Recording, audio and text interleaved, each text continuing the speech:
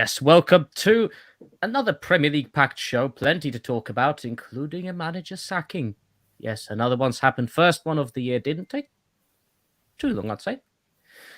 But yes, let's carry on with the show. I've got a small panel. We'll get on with the games and some Premier League action. You will also get updates from the League Cup clash as well with Nottingham Forest and Manchester United throughout the show until we go off air. So yes, let's get on with it.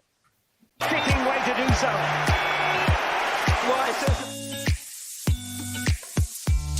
Can it's him. Back to Balotelli. It runs for Aguero. They do it! Hazard still on the ground as Charlie Adam goes for goal here. Oh, and he scored!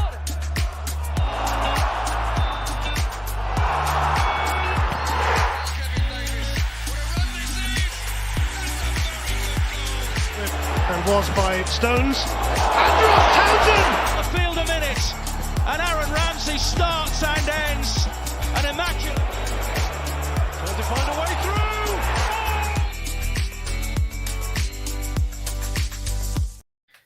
Yes, some great goals there as always. I hope you enjoy them as much as we usually do, as we have selected them. Right, so let's get on with the show first of all. Back on the show, Ray, welcome back. Yeah, thanks for having me back. It's been a very eventful weekend of football, isn't it? So, look forward to talking through it with you guys. Yeah, there's plenty happened. I mean, can't complain about lack of events there, certainly. But yeah, we're glad we have not scared you off the show. And another person, glad we haven't scared off the role of producer. Jonesy, welcome back. Yeah, welcome back. It's good to be back, mate. Thanks for having me back on. Great weekend of football if you're Arsenal. Every weekend's great at the moment for us, so long may it continue. Well, it's excellent to have you both back. Let's get on with the show. And the first game we're going to talk about, Liverpool-Chelsea. I mean, not much happened, really. We had one offside goal. Rest of the game was 0-0. I've not actually watched it because I was away traveling, but what tends to have come out of the game is that Ray, that what we found out is that Mudryk can run fairly quickly, and he seems very promising. I would say good luck to him, but unfortunately, he plays for Chelsea. But all joking aside, he does look a really good player, and the short cameo that we saw, he looks really promising. So if Graham Potter, gives him enough starts and enough opportunities, because you're going to be you've got a lot of competition playing, as a wide player at Chelsea at the moment. We've got about 500 other players in that position, so just about. So But I think he'll be good. Like I say, it just gives him a run of games and time just to adjust to the league a little bit, and I'm sure he'll propel Chelsea up the table. Yes, hopefully he will actually want to be there after he gets his first paycheck, because obviously, as we've discussed on the last show, Jones, he didn't really look like he wanted to be there, but when it came to it, he did deliver pace at least. I mean, his 15-minute cameo was pretty impressive. You can't read too much into it, to be fair. It's like you say, you need to see him in a full game, but he did look good. I'm not, just because we lost out on him, I'm not going to sit here and slate him if he's played well, and he did play well for the 15 minutes. But other than that, what a ball fest! It literally was like watching paint dry from two teams who, need to get wins under their belts. It was just, if you want to see a decline of two great teams, that game was perfect. That was it. It was right there. And I think Chelsea had the number of chances in the first half. Havertz's goal obviously offside, but it was just, Liverpool and Chelsea used to be a Premiership classic. As long as the Arsenal Man United, the Arsenal Tottenhams, the Liverpool, all the other big games, it's just turned into a right war fest with two teams that lack confidence, two managers maybe who are lacking confidence as well. It was strange, very strange games. Normally they're a goal fest, thrillers, but it was very boring. I mean, the last time we realistically had a good clash, which between Liverpool and Chelsea that was actually decent, was probably January 2022, when it was like that 2-2 draw. Yeah. Other than that, they've still been very exciting to me. I mean, I did call it the mid-off derby, and It's fairly accurate, really, if you think about it, because it's two teams, both on terrible form, both formed so close together that literally there was nothing to separate them. They were cancelling each other out pretty much. Just to jump in, Rashford has scored for United 1-0 Rashford already. scored. Oh. Yeah. Oh, there it is. Yes. Marcus Rashford, red hot Rashford. Man United leading Nottingham Forest 1-0 in the first leg at the City ground, I believe. So, yes, well, looks like Man United have started promising. We'll see if that continues after Newcastle's 1-0 win yesterday over Southampton in their first leg. Now, moving on to Liverpool then. Ray, I mean, the biggest topic when it came to Liverpool discussions over the weekend when I discussed it with people, it's Jurgen Klopp. I mean, 7th season at Liverpool. He had 7 seasons at previous clubs, both, or where he kind of 7th season was to be his last. I mentioned it. I mean, he needs to do something. Otherwise, this will be, again, his 7th and last season at yet another club. Yeah, you guys have sort of summed it up, really. It very much it's 7th season syndrome. And it was an utter bore fest, wasn't it? The game itself looked like two teams that really sort of didn't have any confidence and just didn't want to lose. And with Klopp, he just looks like, with this group of players at least, that he's sort of come to the end of the road. They need to rebuild, and they need to rebuild quickly. I personally believe he is the man to do it, but he just needs time, money, and patience. Will we get that? I don't know. What do you guys reckon? That's what I was going to actually ask, Jones. Will the owners give him time, money, and patience, or will they kind of go, no, Jurgen, you've done all you can for us. It's time to change. It's difficult to tell what club owners think these days, but what do you think? I reckon Liverpool won't sack Klopp. They'll give him time. I think he's earned it. He's brought them their first Premier League title in, what was it? So many, 20 or something, or no longer than that. How many years it was, I can't remember. But I think if Klopp goes, he'll go on his own accord. I think he's the sort of manager that will go if he feels he's done enough, or he can't take that team further, or if he feels the owners are not going to back him. I don't think he'll get the sack. Depends as well if there's rumours of Liverpool being up for sale and stuff like that. So depends who comes in there and things change. But I see Klopp being at Liverpool still for a few more years. I don't see him going anywhere. Yeah, I think that's going to have its own impact, the sale. I mean, for me, looking at Klopp, controversially, maybe not, I'm going to say that I think he's personally taken Liverpool as far as he can. I mean, he's won the Champions League with them. He's won Premier League with them, which they haven't done for years until he joined. Mm-hmm. To me, I mean, sure, what he can deliver is the treble if he wanted to at some point. But that's taking a risk, because if he might either deliver the treble, or the way things are going currently, he might end up potentially leaving Liverpool in the same place where he left them, where he joined them. So it's a tricky one for me. I think he kind of taken them quite far. Can he take them any further? I'm not so sure. In all honesty, but it remains to be seen, really. Chelsea-wise, moving back to Chelsea, there are rumours that Ben Chilwell and Reece James might be potentially involved in some capacity against Fulham. So, Ray, I'm not expecting massive here, but it's a boost for Chelsea, really, that they need, because these are the two players, or Reece James certainly, that Chelsea are missing, and they need any player that they can get back from injury. Yeah, very much so. I mean, in the last year, 18 months, in my opinion, they've really been sort of Chelsea's attacking outlet. I know they sort of play as defensive players, but really Chelsea's threats do come from their fullbacks, and they are quality players. So, yeah, if they can get them back firing, and if they can keep them fit, which is the biggest question mark, then yeah, I'm sure they'll go up the table, especially with all the quality they brought in. I think that clearly seems an issue, though, for me. Jones, is the fact that these players, they come back from injury, they come back fit, and they get injured again. And look at Reece James; he came back against Bournemouth and came off against Bournemouth. And the problem is, what could be the cause? Is it because Reece James is injury prone? Is it because they bring them back too soon? Is it because what's the problem? Do you think? I think it's a case of just coming back a bit too soon. But it's always the case when you've had a long-term injury. There's always something as well that you're going to pull. Like, if you've been out with your hamstring, you come back, your calf could go just where it hasn't been used as well.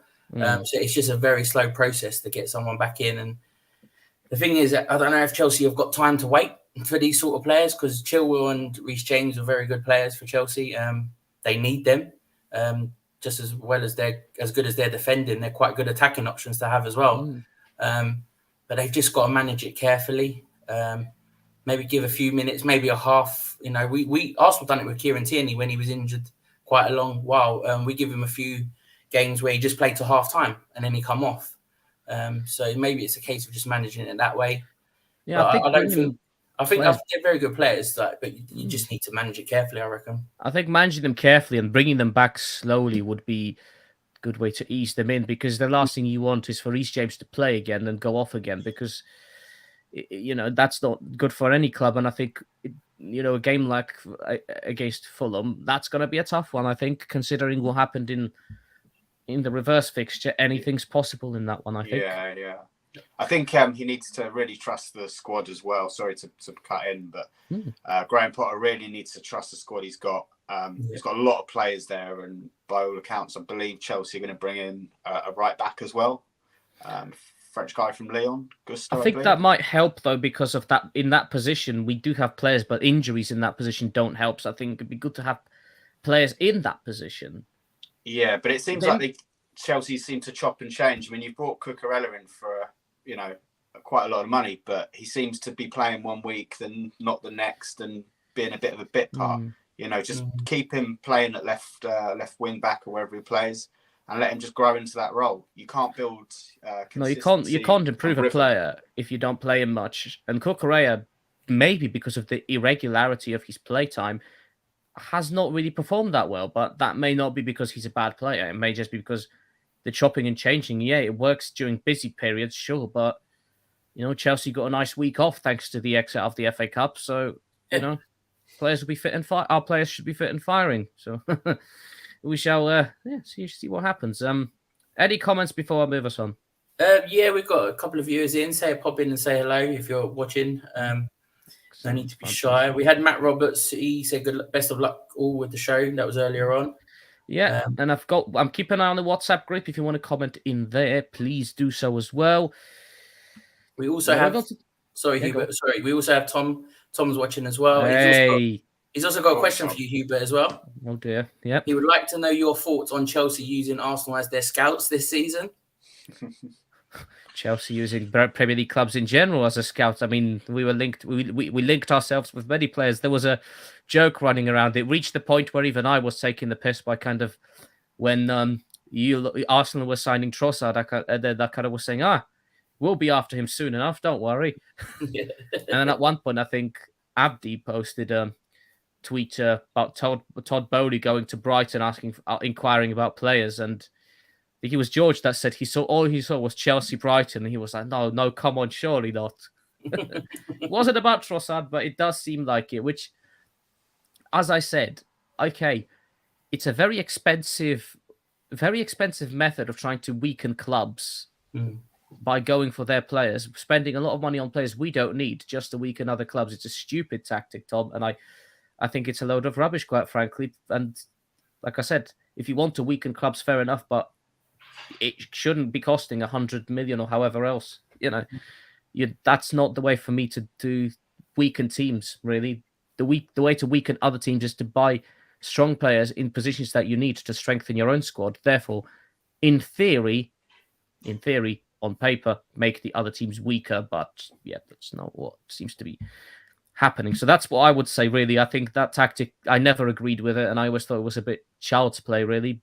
And don't get me wrong, we're probably not the first club and not the last club to have done it, but the fact that my team does it is not something I will agree with, as a fan, we don't really get much say or we don't get listened to, but that's what happens. That's what our club chooses to do. It's ridiculous, quite frankly, but I don't know.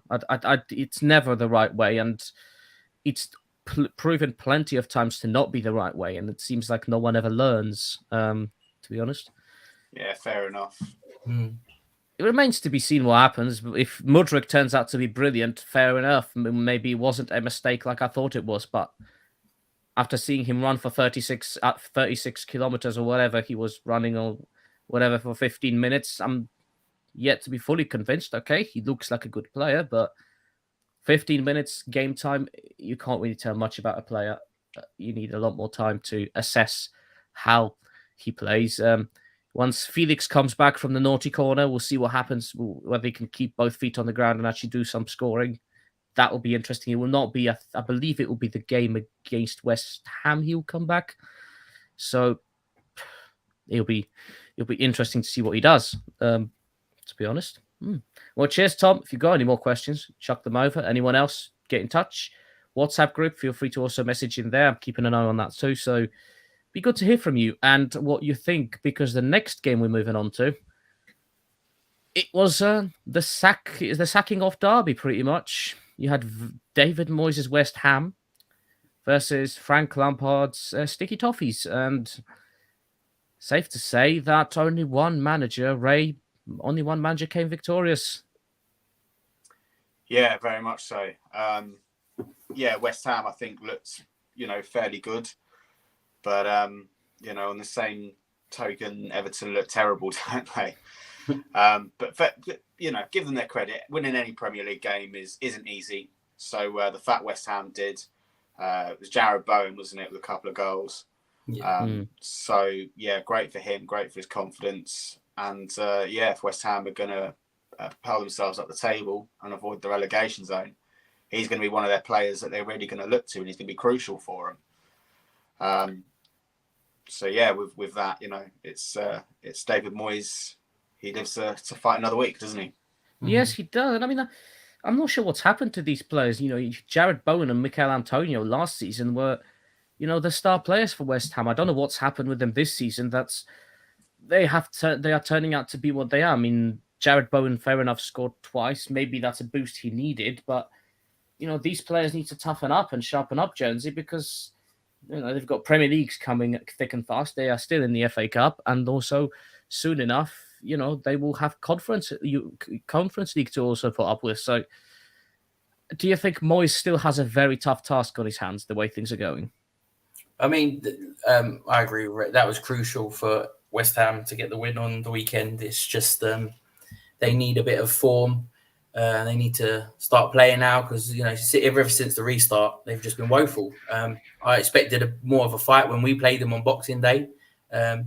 Just wasn't the same. But West Ham are going to have a lot of games, like you said, coming up thick and fast. And that's where it could be in trouble. If they get further in the Conference League, if they get further in the Cup, do they prioritise them? When league forms are, at risk, it's going to be a tough job for David Moyes.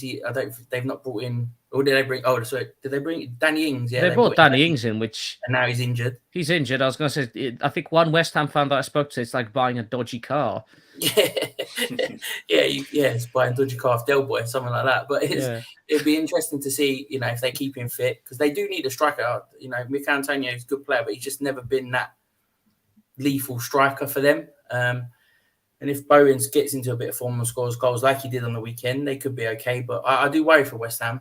I really do. And personally, I want them to go down because I want Declan Rice to come to us. But that's a personal gain. But it'd be tough. It'd be really tough because he's just going to have to prioritise these competitions or league form, and he's got to make a decision. What would you think should he prioritise, Ray? I mean, the way things are going, logically, you'd think league form should be prioritised, even though West Ham got so far in the European competition last season. Surely, as things stand right now, it's league form that has to take priority for David Moyes. Yeah, it has to be, really, doesn't it? Getting relegated out of the Premier League would be absolutely catastrophic for West Ham. I think Declan Rice will leave in the summer regardless, but if certainly if they go down, then a lot of their other top-rated players will get picked off as well. I think the difficult thing for West Ham is that they had such a good season last year, with the Europa League run, and I believe they finished 7th in the end. And with the money that they spent in the summer, there was such a big expectation there for them to sort of really kick on and try and better last season. I believe that in the Conference League, the teams that are in there, you've got a couple of, big names, but I believe that they could go quite far in that. But, I think, as you said earlier, they need to make sure that they're a Premier League side next season. And I just think that they've got enough quality to stay up. I think even with David Moyes in charge, they would. But let's see, they won this game. If they lose the next couple, then, they're sort of back to square one again, aren't they? When it comes to Declan Rice, I mean, focus on him for a little bit, because I have had people say to me, and it'd be interesting to see what your thoughts on this are. Some people said to me that at the moment it seems that a lot of the times West Ham are a one-man team of Declan Rice. What are your thoughts on that, Jonesy? Well, he's certainly got the leadership skills, hasn't he? And he can take the game by the scruff of the neck when it needs to happen for West Ham. It does all go through him in the middle. They don't really use their wingers as much. It's predominantly Declan Rice in that middle that makes things tick, going forward and at the back. Losing him would be, I don't know, catastrophic. West Ham would you couldn't recover losing a player of that quality. But he's a class guy. I have to interrupt you there, Jonesy. It's 1-1 between Manchester United and Nottingham Forest. Nottingham Forest have just scored. So we've got that one. And also, there's been a goal in the Women's League Cup in London derby between Tottenham and Chelsea. And it's Chelsea that have taken the lead in the quarterfinal against Tottenham. Wait, I'll take that. These are the goals. Sorry, back to you, what you were saying. Yeah, no, Declan Rice, there's a lot of rumours it's either going to be Arsenal or Chelsea that he's going to go to. Obviously, if Chelsea don't qualify for the Champions League this year, it could strengthen our claim to get him. It's going to be interesting. It'll be the race for Declan Rice, wouldn't it? Between Arsenal and Chelsea, like the race for Mudryk. And it'd be nice if we get one up on you this time and get Rice rather than the other way around again. Again, I don't know if Rice is what we need, to be honest. Well, you'll just buy him anyway. Doesn't matter exactly. If you buy him anyway. Pointless. We don't need Uncle Ben if someone else can benefit, but no, we can't possibly have that.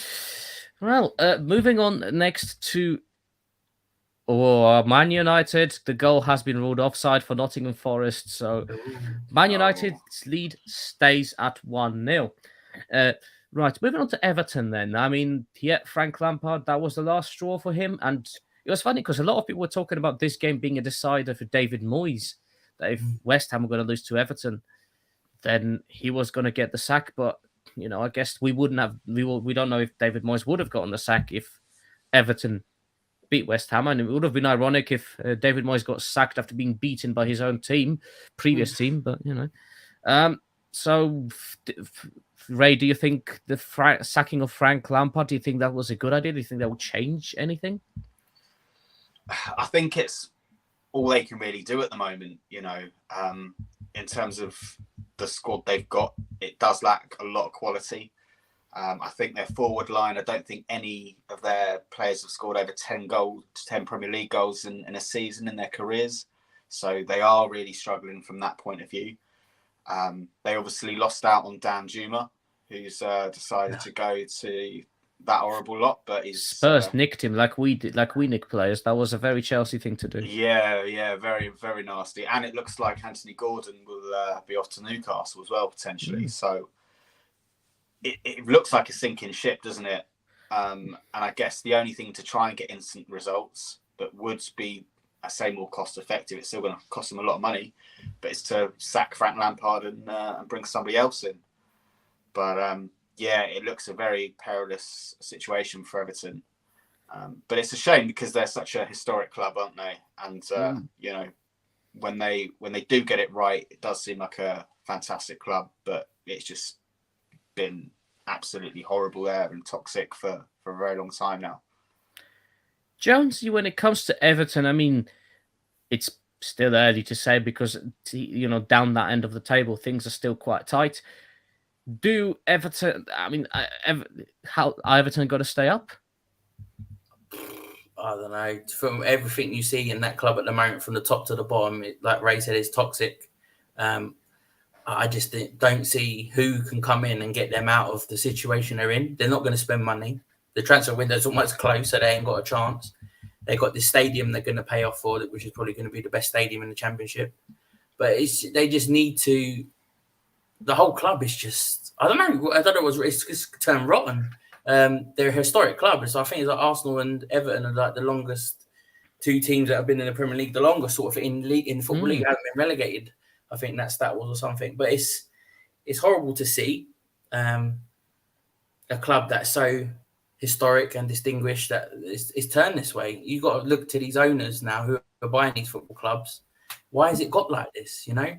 But Lampard again, another team where he done quite well at the beginning, and then it's just gone wrong.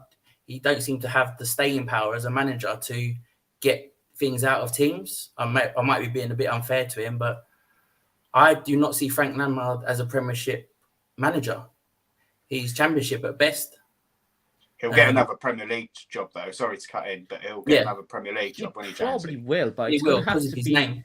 Yeah, it can't be a Premier League time because, give him credit where it's due. He did well with Chelsea, considering we had a nice transfer in Bog, which, to be honest, at least made us use our youth like we're supposed to. Mm-hmm.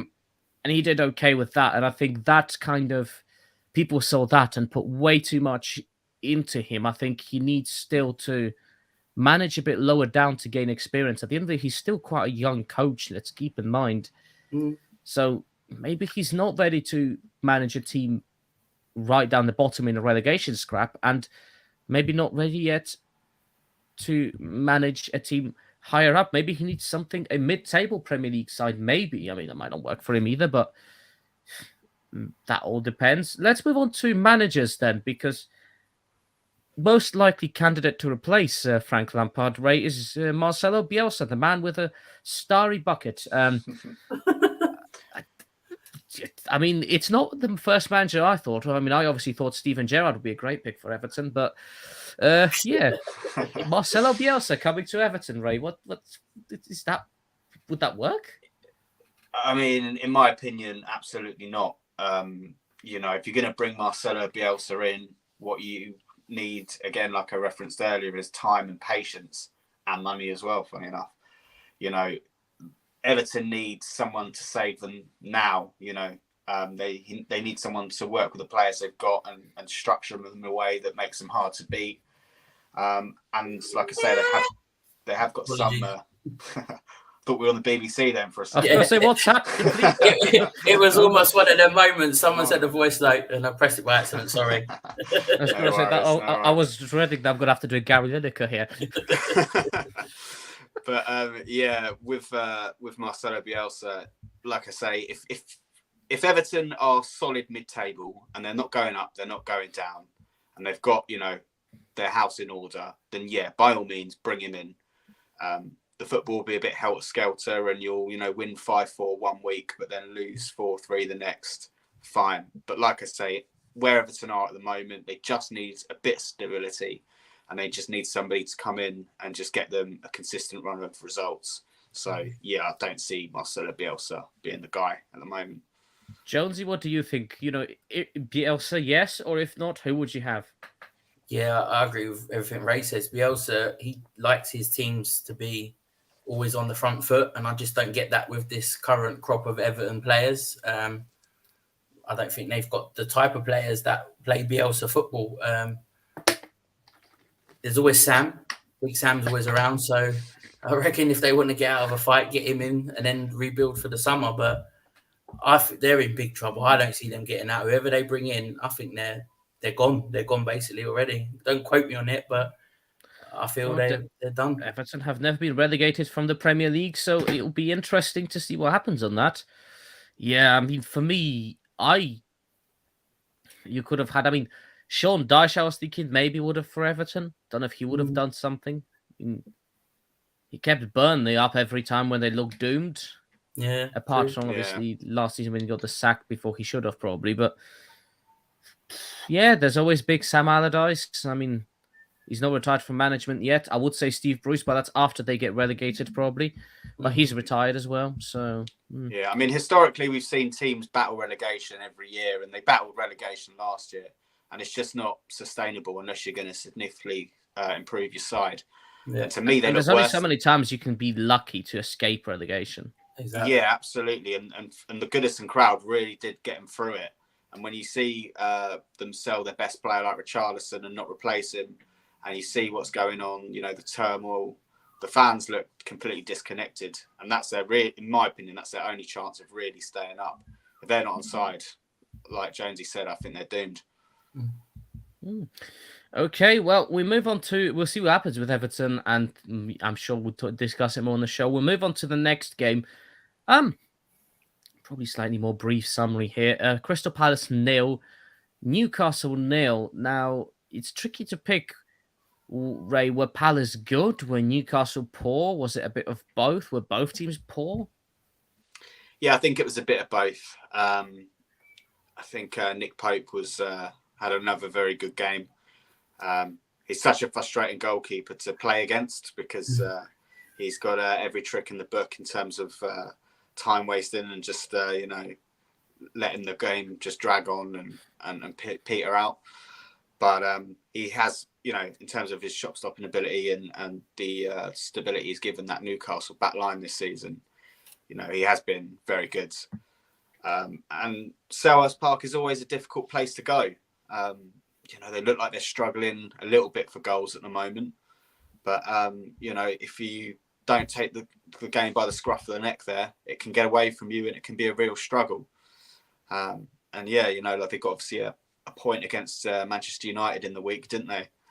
And, they look, like I say, I don't think they're going to go down, but they're always very stubborn to play against. And I think they just need a little bit of magic up front, really.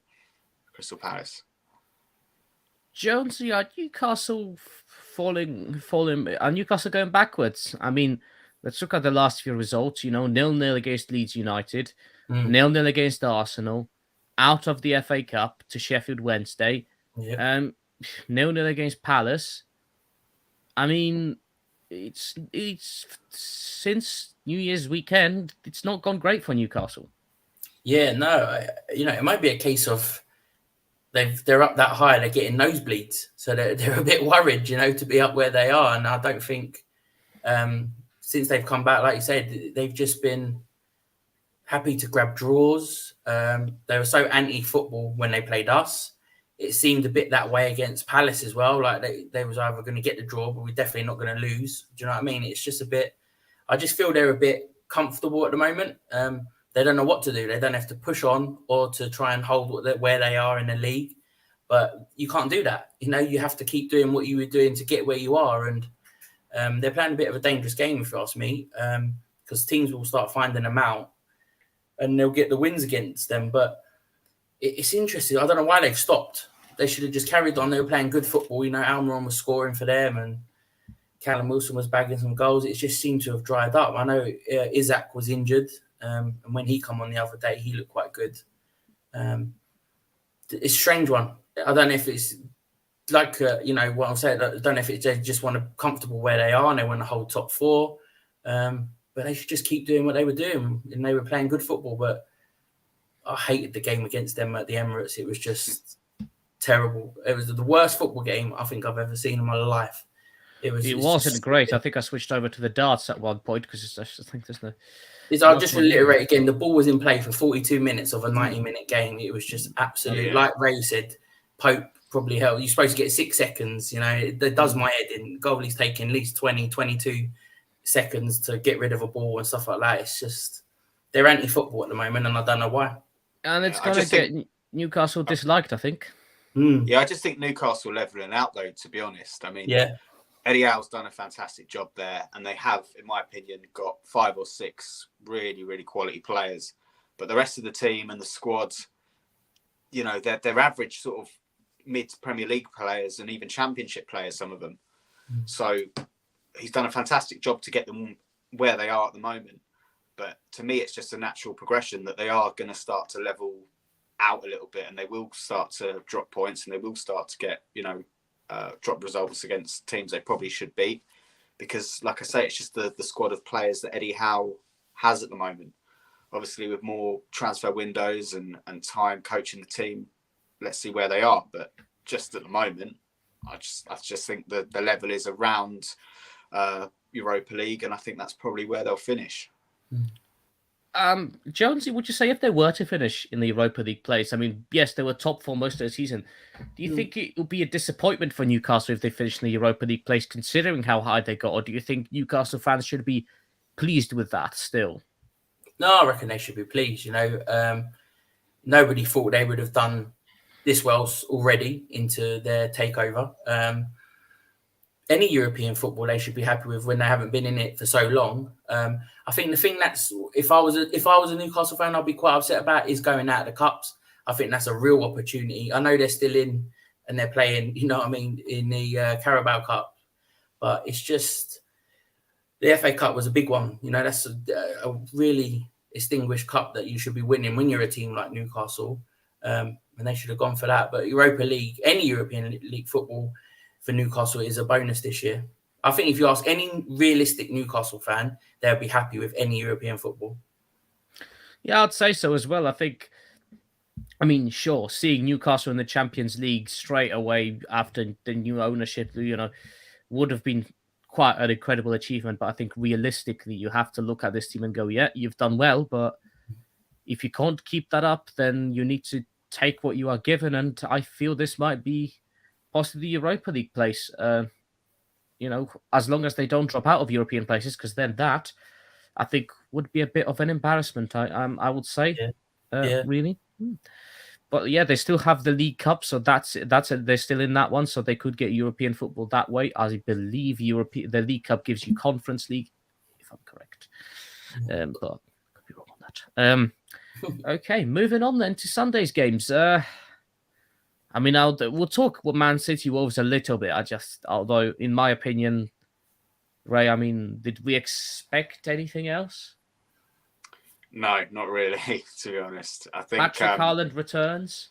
He's back, isn't he? He's been recharged, and he's fully back, programmed to score more goals. Unfortunately for us, I thought Man City. It was just a comfortable afternoon by all accounts, really, wasn't it? Some of Wolves' defending for some of the goals they conceded was appalling, in my opinion. And you can't give, the players at Man City have that time and space, on goal.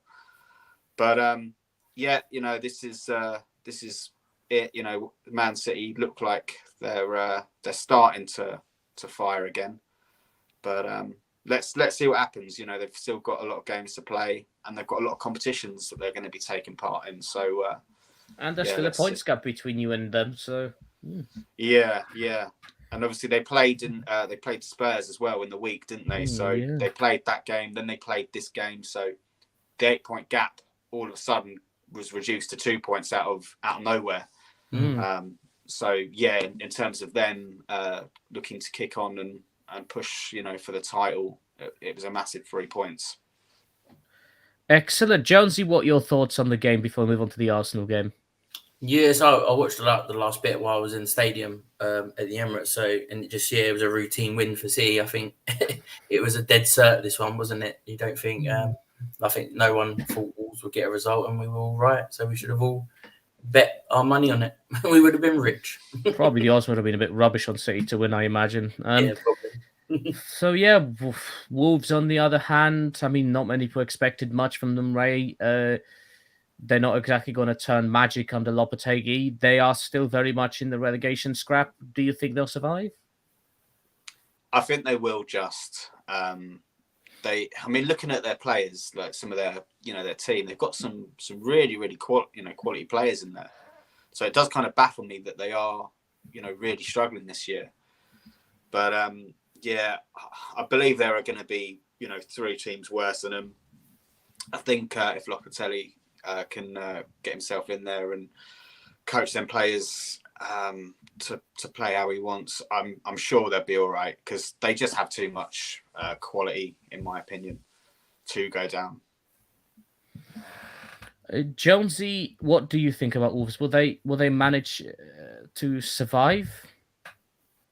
Yeah, I reckon I agree, Ray. I think they'll just have enough. They've still got Neves. They've kept hold of Neves. They've still got Matinho, and they've still got quality players in that side that can keep them going and get these results. Like results against Leeds or Villa. You can always see a Wolves maybe getting something out of them.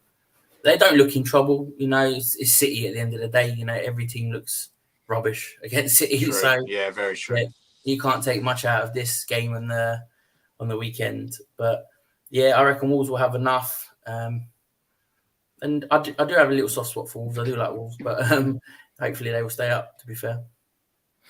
Yeah, I've got quite a soft spot for them because I've got like friends that live there, so it's quite interesting, really. See how they do. I hope they do stay up, even though they're good players. Seems to have fallen off a cliff really and not really impressed that much. Right, move on to the last game I want to talk about, and that is Arsenal-Man United. It finished Arsenal 3, Man United 2, a very close game. Certainly not always great play from both teams. Both teams not doing great at times, but Jonesy, you were at the game. We'll start with you. What your thoughts on the game? I mean, got the win in the end, which was so important. Yeah, I mean, it was a brilliant day. I mean, I've got the mark to show it. I got elbowed in the head, so there was limbs everywhere at the final whistle. But it was great. It was a good game between two teams that are in form.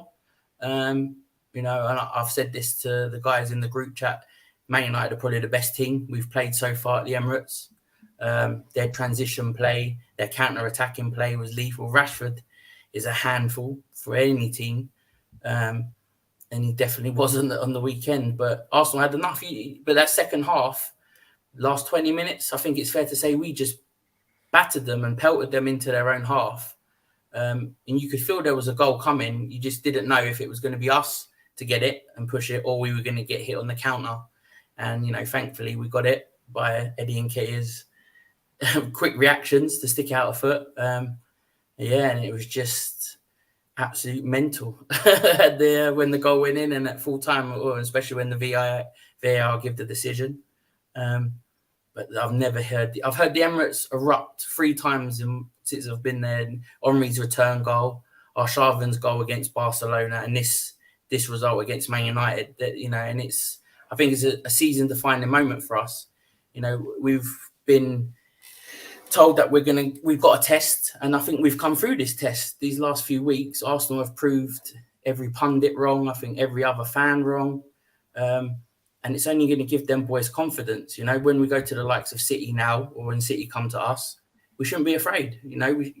We should be ready to go toe-to-toe with them. And I feel this crop of players, they're not going to bottle it. It's not the same Arsenal. They're different. And you can see it. You can sense it. In that stadium, there is something cooking. And I can't wait to taste it at the end of the season. It's brilliant. Yes, end of the season for Arsenal is looking very good. Definitely, and could be very much a season to remember for many Arsenal fans, the young and the old. Tom, you're still watching, by the way. That bet you've had, was it with George, about scoring 20 goals in all competitions? Did he tell you about that? Yeah, I'm sure we mentioned this on the show. Tom, yeah, I said I'll get a tattoo. Better start looking for a tattoo parlor, my friend. I think. No. What was the bet? Well, Tom's had the bet. Yeah. Go on, Jonesy. I think as well that I betted on another show that if he scores 20 goals, Eddie, I'll get him tattooed on my arm. So. So yeah, I think Tom, you need to get looking for a tattoo parlor. A score update for you. There's been a goal. Abdi. There's been a goal for Manchester United. It's Manchester United 2, Nottingham Forest 0. Abdi's favourite boy scored. Veko scoring the goal. Abdi's Christmas Part 2 has started. There we go. Abdi's big time favourite. Yes. Veko scoring 2-0 Manchester United. Tricky there for Nottingham Forest to get anything out of this game, but still another half of football to go, so you never know what could happen. Moving back to the game Ray, let's get your thoughts on the game. Great win for Arsenal. One of the, like Jonesy said, one of the statement-making wins from Arsenal. Big test. You still have to play Man City, I believe, twice in the league, but you've certainly passed one of your toughest tests on the way to potentially win the title. Yeah, absolutely. United are the only team to beat us in the Prem this season, which they were telling us all about beforehand. So it was really important. So it was really important to answer that and actually put in a really good performance and a statement win of our own, really. I thought Rashford's goal was absolutely insane. It was one of those that, he completely skins Thomas Partey. It happens, and he shoots from ridiculously far out. And sometimes when a goal like that goes in against you, you just have to hold your hands up and say, fucking fair play. Apologies for swearing. Don't think we ever had a policy on that, to be fair. And then we done really well to equalise. I thought really well worked goal. Eddie Nketiah, he's not a scorer of what I'd say great goals, but he does score a lot of them. He's a poacher. He gets himself in there. He's alive. Wan-Bissaka isn't, and he's able to head home. Then after the break, I thought Saka's goal, come of the hour, come of the man. He was absolutely insane. And yeah, Jonesy, I'm so jealous that you were in that stadium when I was going to say, being there for that game. Yeah. I mean, I watched the game in the pub, and you could hear the sound, but not really, because obviously we were all arguing with each other. But they kept showing the crowd, and you just know it's going to be absolutely raucous in that stadium. So yeah, that was another real big aspect for us. When we did have the knockbacks of going a goal down, then getting pegged back when Martinez equalised for them. The crowd, you could just sense, would have just carried that team through. And then we had a lot of chances. I think we had 63 touches in their box, which is the most we've had all season. So I am hearing some United fans and some so-called experts and pundits say it was quite a close game. But I mean, if you look at the stats, just that alone, I think it kind of says otherwise. And we got our goal just because we were getting into the box time and time again, and eventually they caved. And it was sweet because I see David De Gea really hurt his shoulder at one point. I was really worried about him. Whether he'd have to. I'm sure you were. Yeah, yeah. But he was down for quite a while, so it must have been really serious. But even the referee didn't really seem to add too much time on after that, and you love to see it. Eddie Nketiah pops up, great little bit of movement again. The Emirates erupts. We get our 5-point lead back after Man City won their game, as we mentioned earlier. And another question asked. We move on to the next game. The march carries on. Jonesy, has Tom been in the comments about his bet? Anything? No, yes, I think he's run. Well, we look forward for you to showing us your tattoo live on the show at some point, Tom. We look forward to seeing you. It is half-time in the Manchester United game. They are leading Nottingham Forest 2-0. Also at half, just started the second half, is the Tottenham-Chelsea game in the League Cup quarterfinals. Let's briefly talk Man United before we finish off with the Premier League table highlight that I want to do. Perfect timing. Abdi's just arrived as well, so I'll bring him in. Oh, look who's here! Hello. How's it going, Abdi? fellas? Have you gotten Not over too the bad, how you Weghorst doing? goal yet? Weghorst has scored finally. I thought that'd make you happy. Well, you came in at a perfect time because we were just going to move on to talk Man United, and well, we've talked Arsenal from Jonesy and Ray. Let's get your views on the Man United side of that epic Arsenal game. Yeah. So first half, I felt like it was pretty even in terms of the possession was 50-50. It was. I feel like we caused a few problems. Rashford won the goal. I feel like realistically in that game we should have actually gone into the halftime break 1-0 up rather than it being 1-1. We could have done a lot better with the Nketiah equaliser. Didn't really like Wan-Bissaka. He knew Nketiah was there. He looked at him and just turned away, and then back post. I told you, I said it before. Wan-Bissaka 1v1, great, but back post, he's so vulnerable, and he didn't do anything. And Nketiah, it was the easiest goal. It was literally a gift of a goal. Second half, Arsenal, they came out, did their thing, and for the last 25 minutes, we were sort of pinned back and couldn't really get back out. And I feel like the effects of playing every 3 days is catching up with us, because we faded a lot, and they just kept growing and growing and growing, and you felt the pressure coming and coming and coming, and the waves kept coming after attack after attack after attack. Saka got that great goal, pretty much rivals Rashford's goal. And then, what was it? Martinez, 5'9" Martinez gets a headed goal in your face, Souness. But yeah, it just, you could feel that the third goal was coming, and I would say on the whole of everything, Arsenal probably did deserve it. Just that little bit more than we did. But for the most part, I feel like we've done well with what we had in terms of the suspended Casemiro, which was a big miss in itself anyway. But yeah, fair play to Arsenal. They did what they had to do. They got the job done, and you just can't stop them right now. Yep, and when it comes to Man United, and you lost that game, and you dropped points against Palace. Yeah, that one hurt a bit more after the back of the Arsenal game. I feel like I was gutted to lose the Arsenal game, but I feel like I was even more gutted with the Palace one, because it felt like a defeat to me in terms of we realistically should never have lost that game. In the way that we lost it as well, it's just so heartbreaking. Well, we didn't even lose it; it was a draw. I keep saying we lost it because it's literally in my head that felt like a loss. But that Michael Olise free kick was just a worldie, and it was going to take something special for Palace to get something out of that game, because they tried it earlier in the first half. David De Gea pulled off a world-class save, and then another save. Palace didn't really have that much in terms of chances. We limited them fairly well, and